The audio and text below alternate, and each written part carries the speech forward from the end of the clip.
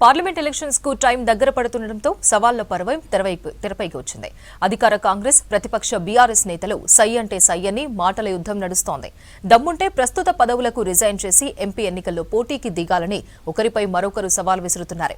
దీంతో రెండు పార్టీల్లో పొలిటికల్ హీట్ మరింత పెరిగిపోతోంది. లోక్సభ ఎన్నికల టైంలో రాష్ట్రంలో సవాళ్ల పర్వం కొనసాగుతోంది. కాంగ్రెస్ బీఆర్ఎస్ నేతలు ప్రజాక్షేత్రంలో తేల్చుకుందాం రావాలని సై అంటే సై అంటున్నారు.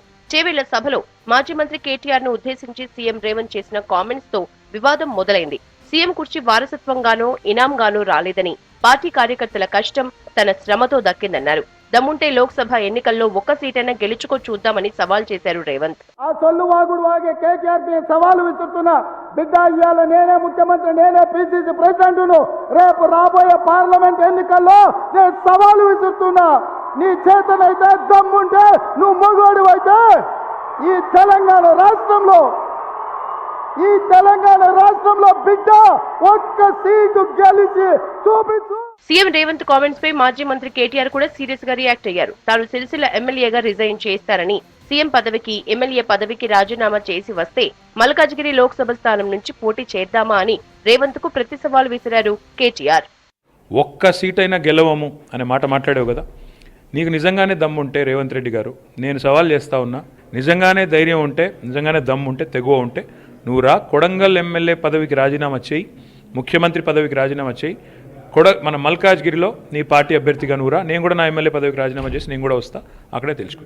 కేటీఆర్ కామెంట్స్ పై కాంగ్రెస్ నేతలు ఫైర్ అవుతున్నారు. సీఎం రేవంత్ ను సవాల్ చేసే స్థాయి కేటీఆర్ది కాదని, దమ్ముంటే తమతో పోటీకి దిగాలని కౌంటర్ ఇస్తున్నారు. తనతో పోటీకి రావాలన్నారు ఎమ్మెల్సీ బల్మూరి వెంకట్. అటు కరీంనగర్ లేదా మల్కాజ్గిరి నుంచి పోటీ చేద్దాం రావాలంటూ సవాల్ చేశారు మంత్రులు. అక్కడితో ఆగకుండా మంత్రులు కోమటిరెడ్డి, పొన్నం కూడా కేటీఆర్ కు సవాల్ చేశారు. నల్గొండలో తాను రిజైన్ చేస్తా, కేటీఆర్ సిరిసిల్లలో రిజైన్ చేసి పోటీకి సిద్ధపడాలన్నారు మంత్రి కోమటిరెడ్డి. సిరిసిల్లలో తాను గెలవకపోతే రాజకీయాల నుంచి తప్పుకుంటానని, కేటీఆర్ ఓడిపోతే బీఆర్ఎస్ క్లోజ్ చేస్తారని కేసీఆర్ తో ప్రకటన చేయించాలన్నారు కోమటిరెడ్డి.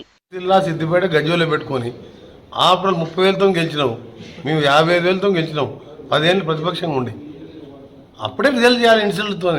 మల్కాజ్గిరి సంబంధం ఏంది, అందుకనే సిరిసిల్ల రిజైన్ చేయి, నేను కూడా రిజైన్ చేస్తా, అక్కడ కాంటాక్ట్ చేయి, నువ్వు నా మీద గెలువు, నేను పార్టీకి రిటైర్ అవుతా, నువ్వు ఓడిపోతే మీ నాయనతో స్టేట్మెంట్ ఇప్పి మా పార్టీ బంద్ చేసుకుంటాం.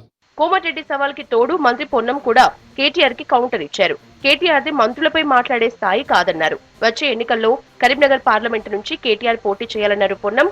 వీరికి తోడు కాంగ్రెస్ ఎమ్మెల్యేలు కేటీఆర్ పై ఫైర్ అవుతున్నారు. ఒకవేళ నిజంగా అంత విశ్వాసం ఉంటే సరే, నేనైతే మంత్రిని ఒక విషయం పక్కన పెడితే కూడా కాంగ్రెస్ పార్టీ నుంచి ఆ పార్లమెంట్ నియోజకవర్గంలో 3 గెలిచినాం, నేను కాక ఆది శ్రీనివాస్ గారు, కవంపల్లి సత్యనారాయణ గారు, మేడిపల్లి సత్యం. నువ్వు ఎవరు ఏ శాసనసభ్యుని ఎంపిక చేసుకున్నా వాళ్ళు రాజీనామా చేసేస్తారు. మీరు కూడా సిరిసిల్ల శాసనసభకు రాజీనామా చేసి పార్లమెంట్ కు పోటీ చేస్తారు, సిద్ధమా అని అడుగుతాం. కాంగ్రెస్ బీఆర్ఎస్ నేతల సవాళ్లు ప్రతి సవాళ్లతో పొలిటికల్ వెదర్ హీట్ ఎక్కింది. పార్లమెంట్ ఎన్నికల టైంలో ఇవన్నీ కామన్ అంటూ కౌంటర్ ఇస్తున్నారు కమలం నేతలు.